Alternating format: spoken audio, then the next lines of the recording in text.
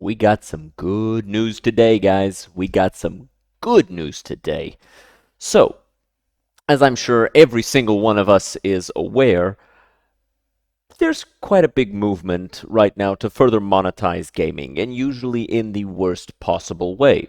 Either cutting up content and selling it piecemeal at full price, or just increasing the price until it's no longer viable for most people to purchase and support the games that they want to purchase and support. Now, as always, there are ways around this. You can just not buy the things that you think are bad, or just, wait for a sale. Wait until it's at a price where you can afford it, because as we all know, people who buy things on day one are usually the least price conscious people. People who just want the content, they just want the game, and that's all they care about.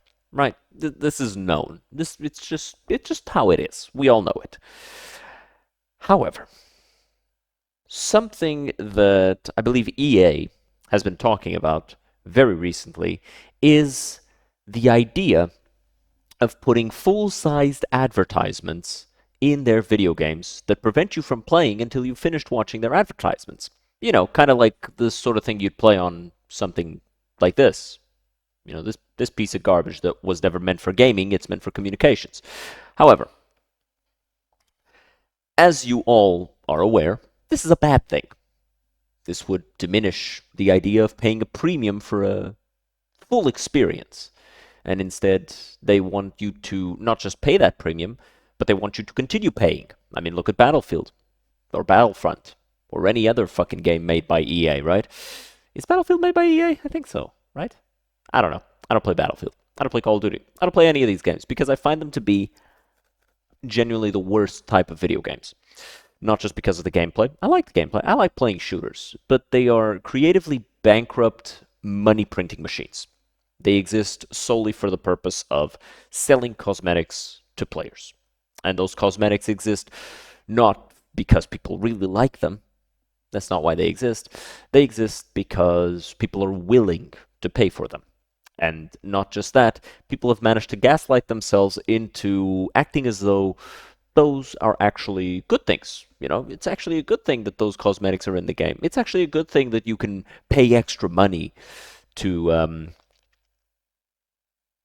pay extra money. Because that's pretty much all that you do in Call of Duty.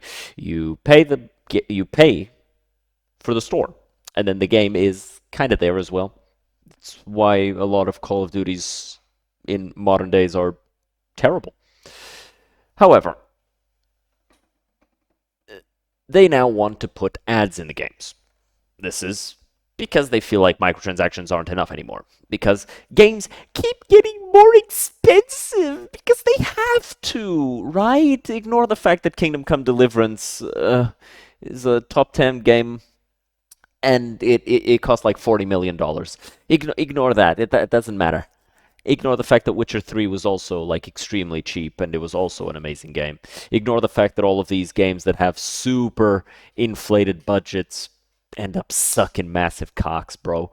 Ignore that. Ignore all of that. Our games that we want to make, they're so expensive. We have to spend like $500 million, and eventually we'll have to spend $1 billion. And it's so bad, bro. It's so bad, and you need to watch the ads. You need to pay for the microtransactions. You need to pay for the 3 DLCs. You need to pay for the rest of the story because it's all so important. Because if you don't, we're going to fire these people. These people whose jobs rely on us making money, we're going to fire all of them. That's what we're going to do. However, they then proceed to fire them anyway after their games break records and make a shit ton of money. I mean, just look at fucking Activision, right? Just look at Blizzard. Just look at all of these companies. Like, they all do the same thing, right? Now, this isn't to say that it's always uncalled for, right? Like, it's not. It's not. Let's not forget that. Let's not forget that. Because if you look at Veilguard and you try to tell me that, oh, you shouldn't have fired these people, you should have fired all of them and you should have fired them 6 years ago. Regardless, that's not what we're here to talk about today. This is a success story, actually, because we have here a very good thing. As you can read, as per this Eurogamer article, Valve bans all Steam games that force players to watch advertisements. Now, I am going to zoom in here. I can't. This is better. Not supported. This is the official patch note to the store, right? They saw the exploit coming a mile away and they said, nope, patched. Developers should not utilize paid advertising as a business model in their game, such as requiring players to watch or otherwise engage with advertising in order to play, or gating gameplay behind advertising. If your game's business model relies on advertising on other platforms, you will need to remove those elements before shipping on Steam. Some options you could consider include switching to a single purchase paid app. This is how the Space Wolf mobile game did it for Steam. It was a card game. You would pay for packs, you would watch ads, you do all that stuff. They just took all that out. Single purchase, have your cards, right? If you want, you can grind in-game for more cards. The game is amazing. I played it for a bunch of time on the phone. I beat the whole game on my phone. I have it on Steam because I wanted to support them. I never really fully finished playing it on Steam, but I do have some extra campaigns there that I never finished. But yeah, definitely worth giving that game a shot, just because it's a really good, and if you enjoy that sort of game, it's really nice. Regardless, back to what we're talking about. Or making your game free to play with optional upgrades sold via microtransactions or downloadable content, DLC. Perfectly reasonable. It's shitty that microtransactions are becoming the reasonable option, but it's where we're at right now. Regardless, developers should not use advertising as a way to provide value to players, such as giving players a reward for watching or engaging with advertising in their games. This will actually hinder quite a few games. I know that I think Freeblade was on Steam for a while. That's another 40k game. Sorry guys, I'm a 40k nerd. I play a lot of 40k games.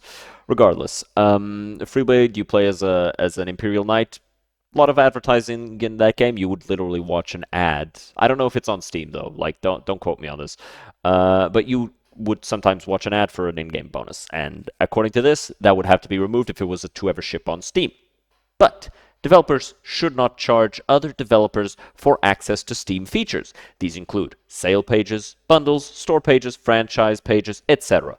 Overall, very, very good. I think this last one was a little unrelated to the situation. However, we can continue reading the rest of this article.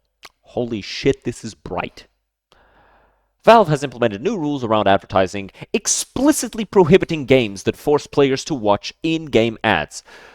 The new rules from Valve, available online and first reported by Gaming on Linux, confirm that whilst cross-promotion and product placement are permitted, games that force players to watch or engage with advertising in order to play are not. Nor should developers use advertising as a way to provide value to players, such as giving players a reward for watching or engaging with advertising in their game. Developers should not utilize paid advertising as a business model in their game, such as, we already read all this. Whilst I suspect most of us would associate this kind of behavior with mobile games more than those available on Steam, Valve clearly thought it necessary to clarify in clear English what is and is not supported on Steam. This is because there are actual directors at major corporations involved with gaming that are planning to do exactly this, right? So, developers are also not allowed to charge other developers for access to Steam features, such as sales pages, etc., etc. Last week, Valve quietly implemented a useful new Steam feature warning users and potential purchasers. Oh yeah, this was also a really good one. If a game is in early access, Steam will notify when the last update came out, which is really, really nice. But yeah, this is the last of the. Let's look at this one as well. You know what? Let's call it a double feature video. You clicked on the video for the other one, but now you get this one as well. Double feature. Like, subscribe if you like this sort of thing. I'm out here to give value. As you can see here, it says right here below the early access notice, The last update made by the developers was over 7 years ago. The information and timeline described by the developers here may no longer be up to date. Actually, hold on.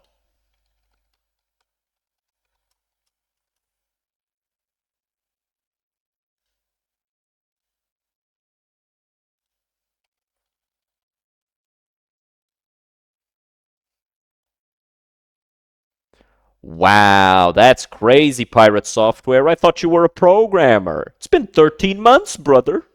Where are the updates? Nah, I'm crazy for that. Anyway, let's continue with the actual article.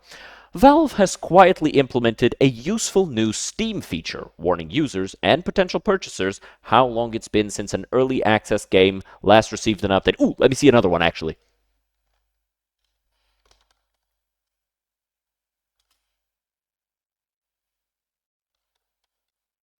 Wait, Yandere Simulator isn't on Steam?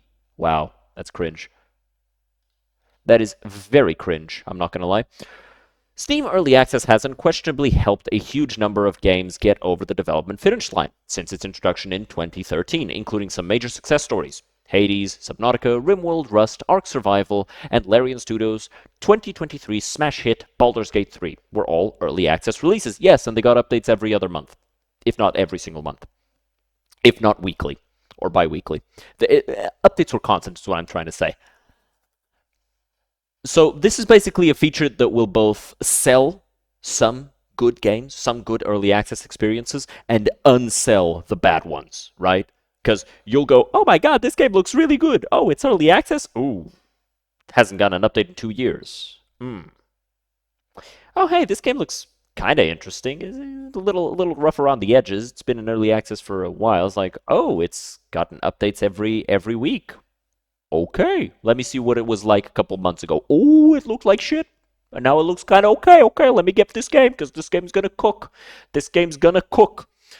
So, regardless, many titles never make it that far, ending up abandoned and languishing in early access forever. I do think that this is something that should be removed. I think that if your game has been in early access for after a certain period of time with no updates, it should just go, hey man, either fully release the game or we're taking away the we're either taking away the early access notice from your game, so it's a full release, or your game is just coming down from the store because you cannot give people this early access thing if it's not actually early access and this is actually the full product that you're going to sell people.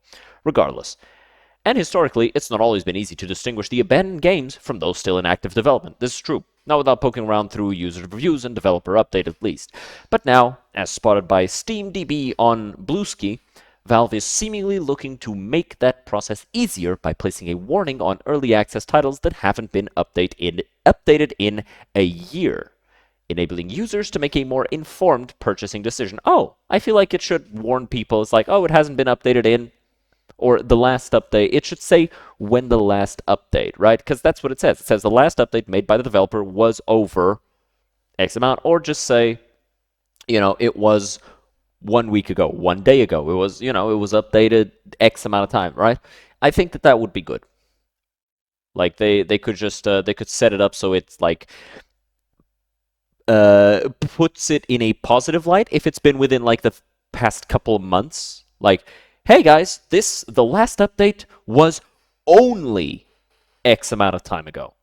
And then if it's beyond like 3, 4, 5, 6 months, it's like was over 3 months, over 6 months, over 12 months, over 2 years, over 3 years, over 4 years, etc., right? I think that would be very interesting. Regardless, users viewing an affected release will now see a message in its early access box warning, the last update made by the developer was over X months ago. The information and timeline described here by the developers here may no longer be up to date. The message appears to trigger after 12 months without an update, increasing monthly then yearly from there. Okay.